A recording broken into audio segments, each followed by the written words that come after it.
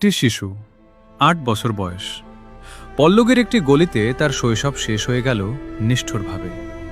নিহত রামিশা আক্তার স্থানীয় popular model হাইস্কুলের দ্বিতীয় শ্রেণীর ছাত্রী ছিল। তার বাবা আব্দুল হান্নান মোল্লা পরিবার নিয়ে দীর্ঘদিন ধরে পল্লবীর মিল্লাত ক্যাম্প সংলগ্ন একটি ভবনে থাকতেন। গত ১৯ মে মঙ্গলবার সকালে রামেশা স্কুল বা বাইরে যাওয়ার জন্য বাসা থেকে বের হলে প্রতিবেশী সাবলেট ভাড়াটিয়া সোহেল রানা কৌশলে তাকে নিজের ফ্ল্যাটে নিয়ে যায়। সেখানে শিশুটিকে ধর্ষণের পর নৃশংসভাবে গলা কেটে হত্যা করা হয়। অপরাধ ধামাচাপা দিতে খুনি তার হাত ও মাথা শরীর থেকে বিচ্ছিন্ন করে ফেলে। রামেশাকে খুঁজে না পেয়ে তার মা ও স্থানীয়রা খোঁজাখুঁজি করার সময় ওই ফ্ল্যাটের সামনে রামেশার স্যান্ডেল দেখতে পান। দরজা ভেঙে ভেতরে ঢোকার পর খাটের নিচে মাথাবিহীন দেহ এবং বাথরুমের বালতির ভেতর তার কাটা মাথা উদ্ধার করা হয়।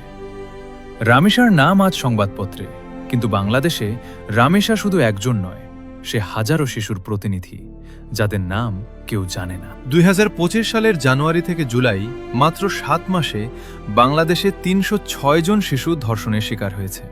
এর মধ্যে ৪৯ জনের বয়স ছিল ৬ বছরের নিচে।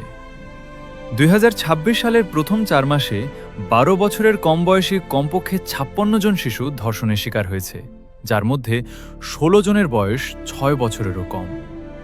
প্রতিদিন গড়ে ১৩ জন নারী ও শিশু ধর্ষণের শিকার হচ্ছেন এই দেশে, কিন্তু সংখ্যাটা শুধু অপরাধের নয়, আসল প্রশ্ন বিচার কতজন পাচ্ছেন।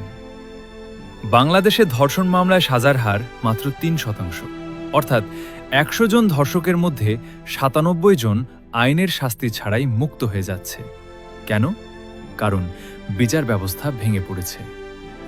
২০২০ থেকে ২০২৫ সালের মাঝামাঝি পর্যন্ত ৩১,০০০-এর বেশি ধর্ষণ মামলা দায়ের হয়েছে, কিন্তু হাইকোর্টের তথ্যে দেখা যাচ্ছে ডিসেম্বর ২০২৫ পর্যন্ত ৩০,৩৬৫টি মামলা ৫ বছরেরও বেশি সময় ধরে আটকে আছে।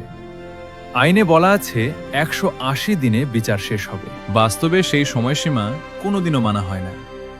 ১.৫ লাখেরও বেশি মামলা বিচারাধীন, প্রতিটি ট্রাইব্যুনালে গড়ে ১৫০০-এরও বেশি মামলা, বিচারক, কক্ষ সবকিছুর ওপর অসহনীয় চাপ। মামলা দীর্ঘস্থায়ী হলে সাক্ষী পাওয়া যায় না, প্রমাণ নষ্ট হয়, পরিবারের ওপর চাপ বাড়ে, অভিযোগ তুলে নেওয়ার ঘটনা ঘটে। আর অনেক মামলা তো শুরুই হয় না, কারণ পরিবারের চাপ, সামাজিক কলঙ্কের ভয় এবং আইনি প্রক্রিয়ার জটিলতায় পিছিয়ে যান ভুক্তভোগীরা। মানবাধিকার কর্মী খুশি কবির বলেছেন, এটি শুধু আইনের ব্যর্থতা নয়, এটি একটি সমাজের ব্যর্থতা। রামিশার মতো শিশুরা বিচার চায়, কিন্তু সেই বিচারের পথে বাধা হয়ে দাঁড়িয়ে আছে একটি ভাঙা ব্যবস্থা, যেখানে আইন আছে, সাজার বিধান আছে, কিন্তু কার্যকর করার ইচ্ছা ও সক্ষমতা নেই। যে সমাজে শিশু নিরাপদ নয়, সেই সমাজের কোনো উন্নয়নই টেকসই নয়। রামেশার বিচার শুধু একটি মামলার বিচার নয়, এটি আমাদের সকলের বিবেকের পরীক্ষা।